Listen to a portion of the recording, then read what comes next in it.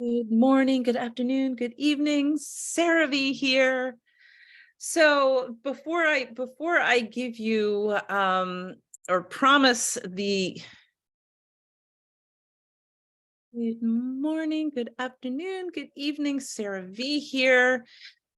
Wow, today is the day. We've been talking a lot about manifestations. Today is the first day of one of my biggest manifestations that I have created financially, creatively, joyfully.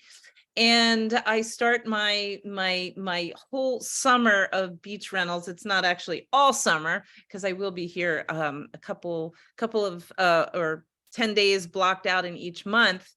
But it's a little nerve-wracking, I have to say, but it really is something that I have manifested. So I just wanted to start with that.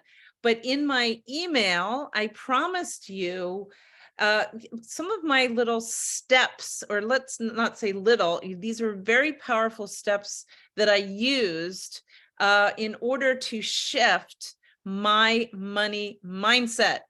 And every single person has a money mindset, whether you believe it or not, whether you're aware of it or not. We have a certain relationship with our money. And this block was one of the biggest and thickest blocks that I've had to heal, to really get through in my life, because it was one of the energetic blocks that was stopping me manifesting this most incredible life that I am living right now.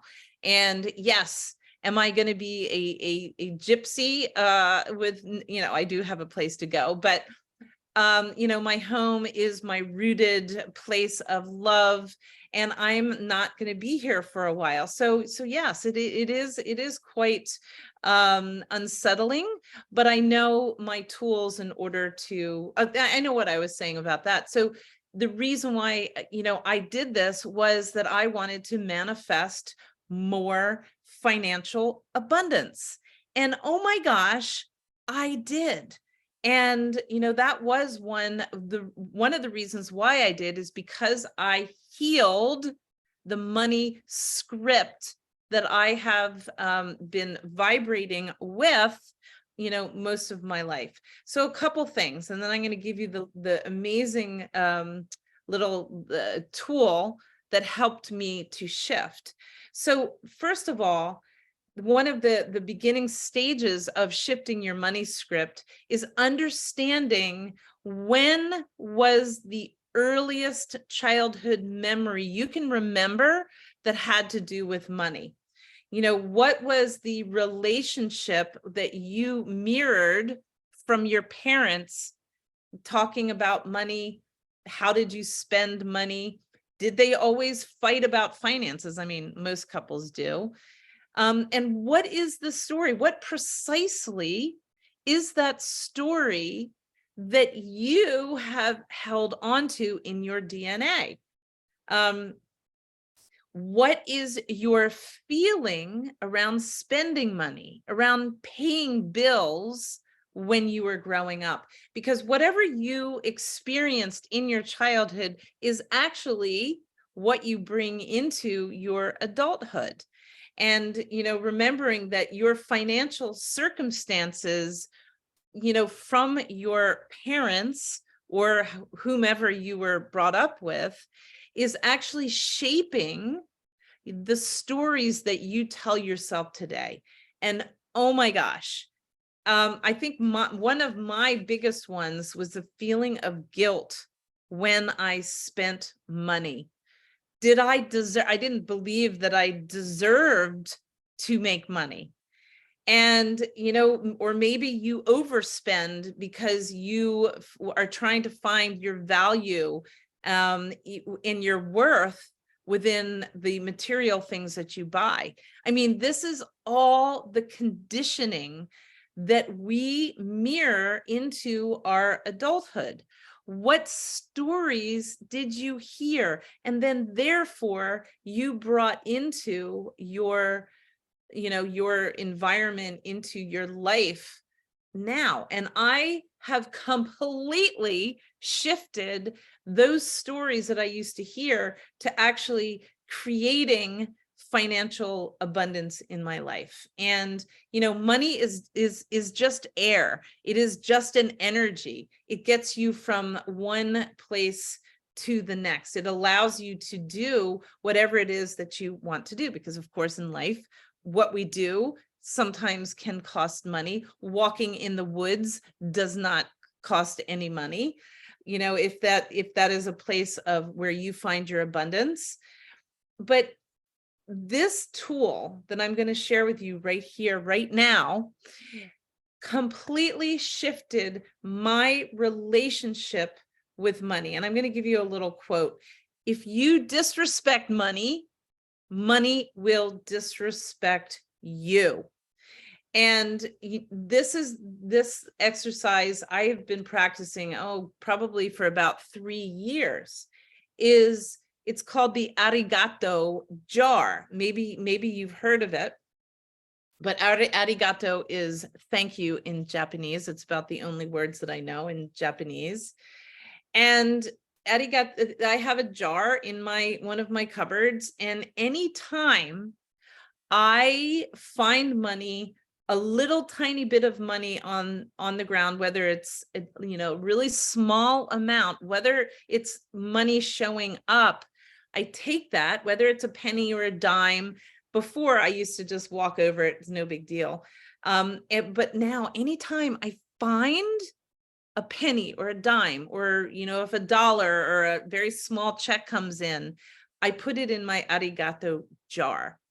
And what that does is it allows me to, shift that mindset that I will only be excited if I received a big amount of money.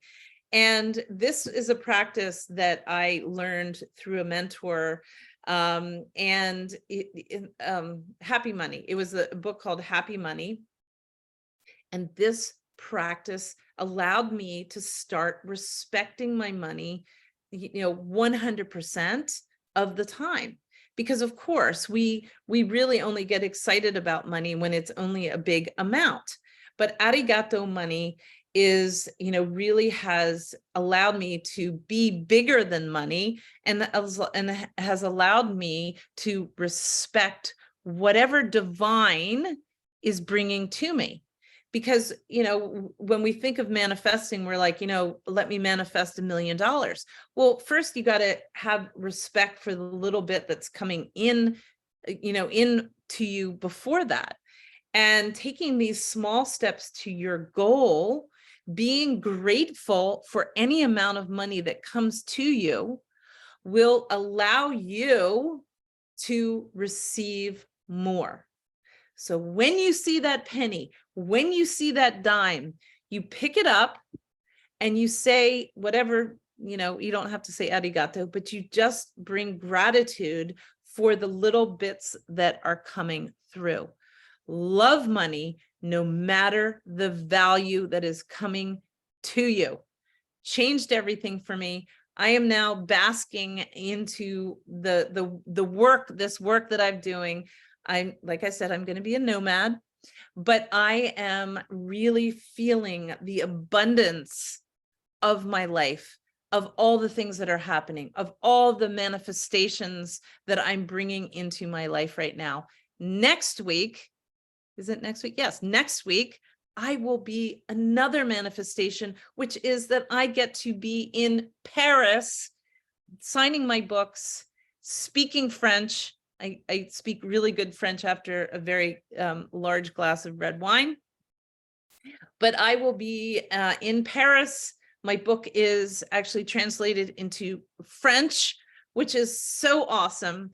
So I continue, abundance to me, yes, it is about money, but it is also about how I am living my life, the being part, the vibrational part of who I am. We are all abundant.